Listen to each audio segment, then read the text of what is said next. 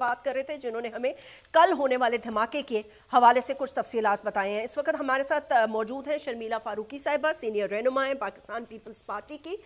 आपके पास पोर्टफोलियोज भी रहे, इंफॉर्मेशन मिनिस्टर भी रह चुकी हैं। उसके साथ साथ अब्दुल्ला हमीद गुल साहब सीनियर एनालिस्ट ने हमें ज्वाइन किया है। Thank you very much and welcome.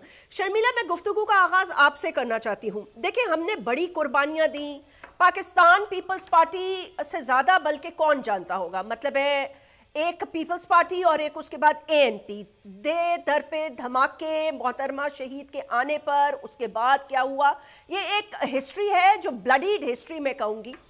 और उसके बाद बहुत फाइट किया, कितने ऑपरेशंस हमने किए, लेकिन अब क्या वजह है कि अचानक दहशतगर्दी की लहर फिर से इस तरह उठी है पाकिस्तान में, उधर हंगू में, उधर कहीं फोर्सेस पर, मतलब आए दिन कोई ना कोई वाकया। और अब तो वाकयात जो है वो बाकायदा उनकी तादाद और उनके हुजम के हिसाब से जो टारगेट एरियाज है वो बड़े होते जा रहे हैं, जैसे पहले मसाजिद में और दीगर जगहों पे वो हमले करते थे।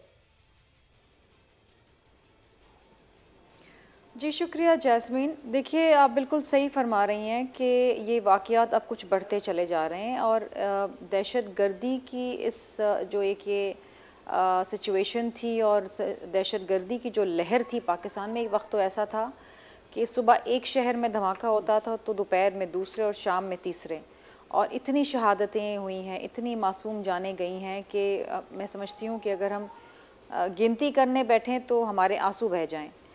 उसके बाद आपको याद होगा कि स्वात का भी ऑपरेशन हुआ। जब पीपल्स पार्टी की गवर्नमेंट आई तो हमने कंसेंसस डेवलप किया पार्लियामान के अंदर और हमने उसको ओन किया, और फिर पूरी कौम जो है उस फौज के पीछे खड़ी हुई जिसने वो कामयाब ऑपरेशन किया।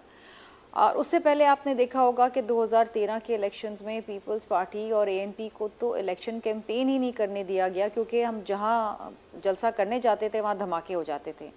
हमारे लोगों को, हमारे लीडरान को शदीद थ्रेट्स थी, हमें वो लेवल प्लेइंग फील्ड ही नहीं मिली। बहुत मुश्किल हालात थे, बहुत ही डिफ़िकल्ट हालात थे।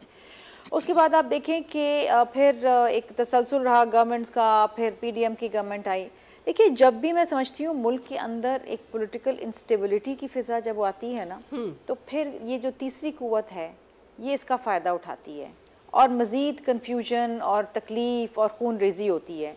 और मैं समझती हूँ ये इसकी एक कड़ी है।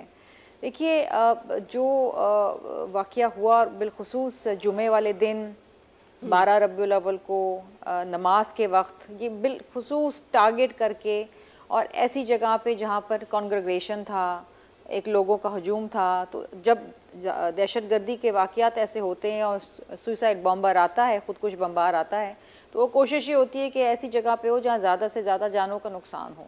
और अनफॉर्चुनेटली ये दे सक्सीडेड। इंतहाई अफसोसनाक बात है, दिल दुखता है क्योंकि मासूम जाने जाती हैं, घर के घर उजड़ जाते हैं। जैस्मीन, देखिए हल क्या है? इसका हल ये है कि इस मुल्क के अंदर पॉलिटिकल स्टेबिलिटी हो, सियासी इस्तेहकाम आए, माशी इस्तेहकाम आए।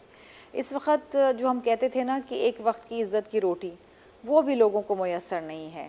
लोग पिस नहीं गए, लोग मर चुके हैं। हम देख रहे हैं कि हमारे इर्द गिर्द लोग खुदकुशी कर रहे हैं, कोई अपने बच्चों को मार रहा है क्योंकि बच्चों को खाना नहीं खिला पा रहे, बच्चों को पाल नहीं पा रहे, घर में बाप परेशान है, माँ रो रही है, बिजली के बिल नहीं दे पा रहे, गैस नहीं आती है, पेट्रोल की कीमतें, खाने पीने की अशिया जो है एक आम आदमी की मार दिया। जी, एक महंगाई ने मार दिया है, दूसरा दहशतगर्दी